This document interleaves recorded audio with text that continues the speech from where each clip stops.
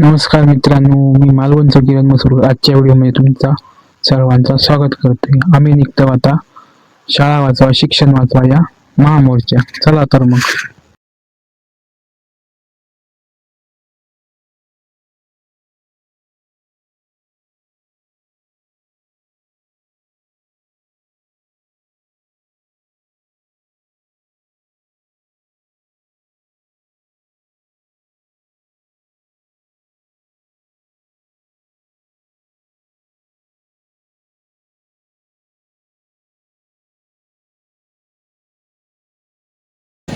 शाळेशिवाय शाळेशिवाय शाळेशिवाय आमचे शिक्षण आमच्या गावात आमचे शिक्षण आमचे शिक्षण आमचे शिक्षण शिक्षण वाचवा देश घडवा शिक्षण वाचवा शिक्षण वाचवा शिक्षण वाचवा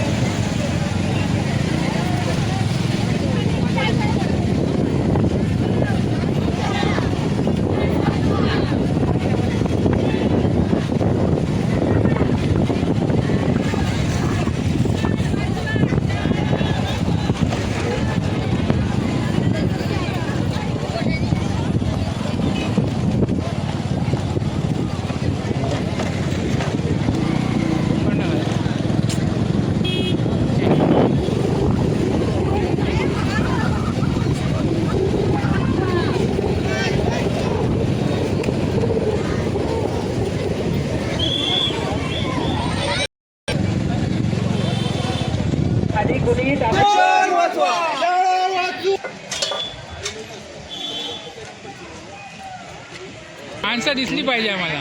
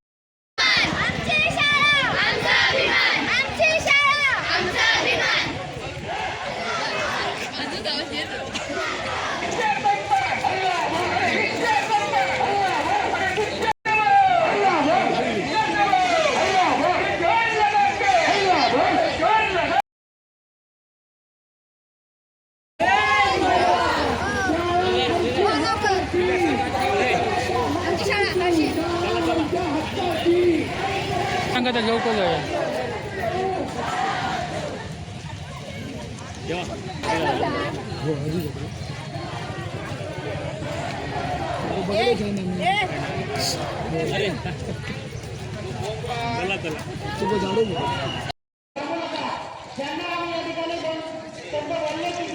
समोर जे आपण उभे आहात त्यांनी जरा स्टेजच्या समोर उभे असलेल्या मंडळींनी थोडंसं लांब. आपल्या समन्वय समितीचे तालुका वाईचे सदस्य आहेत त्यांनी स्टेजपाशी या ठिकाणी यायचं आहे. समन्वय समितीचे सर्व सदस्य छत्रपती शिवाजी महाराज की या ठिकाणी माजी आमदार या ठिकाणी वैभवजी नाईक आहेत, अनेक संस्था चालक आहेत, जिल्हा परिषद सदस्य आहेत, माजी जिल्हा परिषद सदस्य, माजी पंचायत समिती सदस्य, अनेक गावचे सरपंच, माजी सरपंच म्हणजे बिरुदावली संपणार नाही. पण या ठिकाणी आम्ही मानतो जे सगळे जण आले हे सगळे शिक्षण प्रेमी आहेत. फक्त शिक्षण प्रेमी एकच, इथे ना कोणी मोठा ना लहान. त्यामुळे कृपया कुणीही आमचा शिक्षण मंच जो ठरलाय सुरुवातीला त्याची जी काही आचारसंहिता तरी ठरवलेली आहे त्याप्रमाणे हा मोर्चा त्याची सांगता होणार आहे. या ठिकाणी हा जो मंच आहे शाळा वाचवा शिक्षण वाचवा मंच सिंधुदुर्ग, त्याचा अध्यक्ष म्हणून संजय वेतुरकर आणि सचिव म्हणून महेश पाटोळे हे काम करतात. सर्वसामान्य शेतकरी कुटुंबातली दोन्ही व्यक्ती आहेत तुमची पोरं, इथे आणि कोणी नाही. कांबळे, गुणाजी गवत, किरण टेंबुलकर, मोहन शिरोळकर, संतोष तेंडुलकर, सोमकांत परुळेकर, यशवंत कांबळे, अश्विनी परब, अशोक तळेकर, अरुण लाड आणि महादेव सावंत. एक निमित्त मात्र असणारी ही सभा आपल्या अनेक पत्रकार अधिकारी होणारी मुलं आली आहेत. त्यांचं भूमिका मला होणार आहे. सर्वांचं मी स्वागत करतो. रोज प्राथमिक आहे. या ठिकाणी जे वाक्य बोलतील शिक्षणाची गंगोत्री असलेल्या आपल्या ग्रामीण भागातील शाळांवर मात्र सरकारने कुऱ्हाड चालवण्याचे ठरवले आहे. हा कोणता न्याय आहे? राज्यघटनेने तर प्रत्येक मुलाला शिक्षणाचा मूलभूत हक्क दिला आहे. मग केवळ 20 पेक्षा कमी पटसंख्या म्हणून तुम्ही आमची शाळा कशी काय बंद करू शकता? हो, शाळा म्हणजे फक्त इमारती आणि संख्या नाही. शाळा म्हणजे आमचं भविष्य, आमचा सहवास, आमची स्वप्न. माझ्या अनेक मित्रमैत्रिणी ग्रामीण भागातून येतात. त्यांच्यासाठी शाळा म्हणजे ज्ञानाचं मंदिर. याच शाळा त्यांच्यापासून दूर गेल्या तर अनेक विद्यार्थ्यांचा प्रवास, सुरक्षिततेचा अभाव या सर्वच गोष्टी त्यांच्या पालकांसाठी एक चिंतेचा विषय बनतो आहे. त्यामुळे हा अन्यायकारक जिहाद रद्द झालाच पाहिजे. या अन्यायकारक निर्णयाने अनेक देश वाचेल. शेवटी एवढंच सांगेन, शिक्षण वाचली तरच समाज घडेल, शिक्षण वाचले तर समाज घडेल आणि शिकलेली पिढीच देशाचा विकास करेल, शिकलेली पिढीच देशाचा विकास करेल. पुन्हा एकदा हा अन्यायकारक जिहाद विचार. पौर्णिमा वैभव घडी ही विद्यार्थिनी या ठिकाणी आपल्या हा रस्ता मग मुलींसाठी भीतीचा आणि असुरक्षिततेचा आहे. मग काय होईल माहित आहे का? जी आई सकाळी उठल्यानंतर माझी सगळी तयारी करून मला शाळेत पाठवत असेल, तीच आई एक दिवस म्हणेल की आता शाळा नाही तर घरकाम शिक. दुसऱ्या दिवशी समाज म्हणेल की आता मुलगी मोठी झाली आहे, लग्न करा. आणि या सगळ्यामध्ये माझी वही, माझं पुस्तक हे स्वयंपाकघरामध्ये जळणं बनून जाईल आणि माझ्या हातामधील पेन हा चुलीतील राखेमध्ये कुठेतरी हरवून जाईल. माझं स्वप्न होतं डॉक्टर होण्याचं, आई वडिलांना त्यांच्या आजारपणामध्ये औषधं देण्याचं. परंतु आज जरी शाळा बंद झाली, आज भलेही आमची वर्गाची आकडेवारी कमी असेल, परंतु आमची स्वप्ने खूप मोठी आहेत आणि त्या स्वप्नांना पूर्ण करण्यासाठी आम्ही धडपडत आहोत. आणि आज जर काही शाळा बंद झाली तर माझ्याच एका मुलीचं स्वप्न मेलं तर एका पिढीचं आयुष्य अंधारात जातं. म्हणूनच मी नायगाव सरकारला संपूर्ण सिंधुदुर्गातील विद्यार्थिनींच्या वतीने एक विनंती करते की आमची गावं देखील पडीत पडून जातील.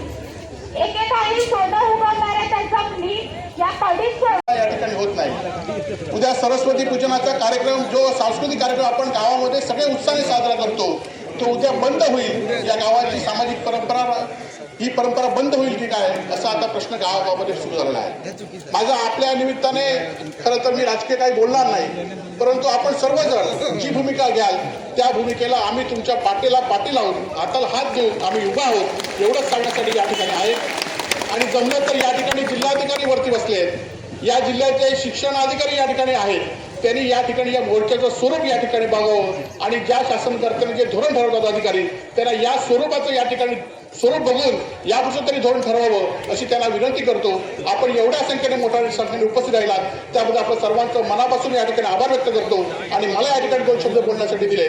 यापुढच्या आंदोलनामध्ये सुद्धा तुम्ही ज्या ज्यावेळी बोलवलात आणि बोलवलात नाही तरी आम्ही तुमच्यावर आहोत एवढंच सांगतो आणि थांबतो. जय हिंद, जय महाराष्ट्र. धन्यवाद सर. आपला पाठबळ आमच्या पाठीशी उभं असं राहू दे.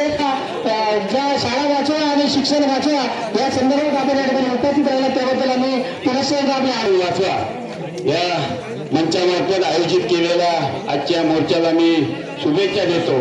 आणि आज या ठिकाणी ज्या काही मराठी शाळा आहेत, जी काही हायस्कूल आहेत या ठिकाणी बंद पडत आहेत. कदाचित ह्या जिल्ह्यामध्ये आंतरराष्ट्रीय स्तराच्या शाळा या ठिकाणी चालतील. ठिकाणी सन्माननीय राणेसाहेब या ठिकाणी उपस्थित आहेत. त्यांचं या ठिकाणी शिक्षण मंचांच्या वतीने आणि संपूर्ण तमाम शिक्षण प्रेमींच्या वतीने आम्ही हार्दिक स्वागत करतो. जेव्हा अशा आंदोलनाची दखल शासन घेतो, या ठिकाणी केवळ राणेसाहेब नाहीत तर हे शासन आहे असं आम्ही मानतो. आणि तुम्ही दखल घेतली या मोर्चाची किंवा भावनेची. म्हणूया मोर्चा नको म्हणूया, मोर्चा नाहीच आहे, भावना आहे साहेब आमची. तळागाळातली सर्वसामान्यांचे नेतृत्व कोणी नाहीये, कोण मी सर्वसामान्य शेतकऱ्याचा पोरगा आहे. ही सर्व पक्षीय लोक आहेत. कोणतेही राजकीय अभिनिवेश नाही. मुद्दाम ही गोष्ट तुमच्यासमोर निदर्शन आणतो. आमची कोणत्याही प्रकारची राजकीय अभिनिवेश नाही. आम्हाला जिल्हा परिषद पंचायत समिती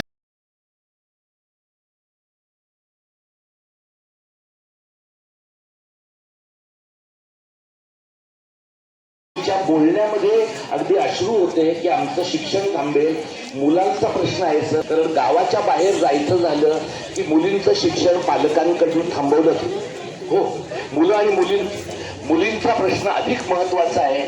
आणि इथे असलेल्या सगळ्या मुलं इंग्रजी अत्यंत सरकारी अनुदानित शाळा बंद होता कामा नये. पण त्याचा परिणामामध्ये प्राथमिक शिक्षण आणि उच्च प्राथमिक शिक्षण 3 किलोमीटर परिघामध्ये किती अंतरावर ही मुले जाऊ शकत नाही. सुरक्षितता नाही. येऊ आम्ही. हा गावडे सर.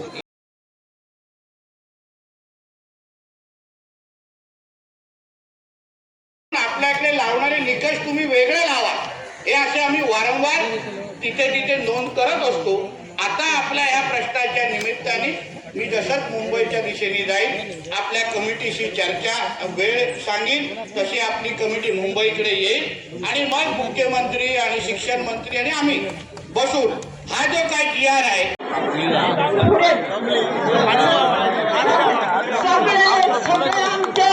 मान्य करू काय.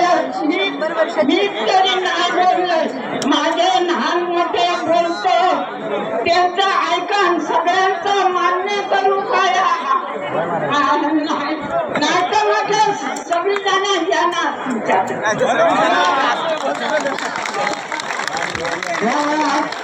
या आजीने शिक्षणाची किती तिला तेवढा होते बघा. आणि तिने या ठिकाणी विचारले त्याबद्दल आम्ही तिथे भाषा. सर्व आजी माजी विद्यार्थ्यांचे व शिक्षणप्रेमी ग्रामस्थांचे तसेच सिंधुदुर्ग जिल्हावासियांचे आभार.